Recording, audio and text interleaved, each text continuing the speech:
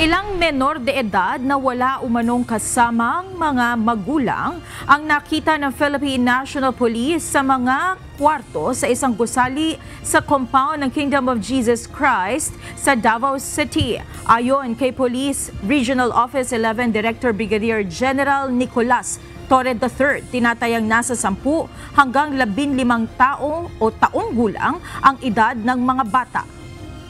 Sinabi ni Torre na makikipagtulungan sila sa mga kaukulang ahensya para imbestigahan ang kalagayan ng mga nasabing menor de edad at kung biktima sila ng human trafficking.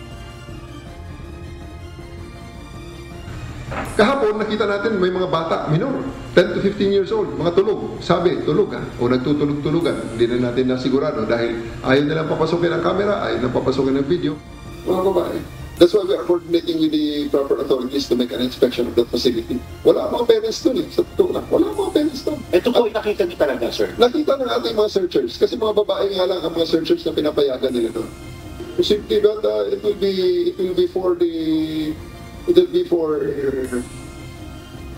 proper verification and declaration of the proper authorities.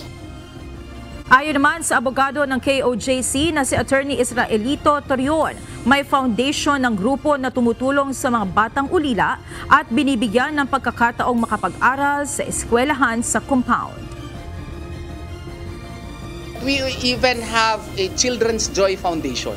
One of the job of the Children's Joy Foundation is really to help children, no, who are orphans, no, and take care of them so that they can have a good upbringing and give them schooling. And we have schools here from elementary to high school, etc.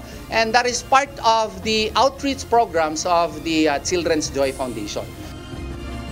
Samantala, tiniyak naman ni General Torre na handa siyang harapin ang anumang kaso na ihahain laban sa kanya ng KOJC.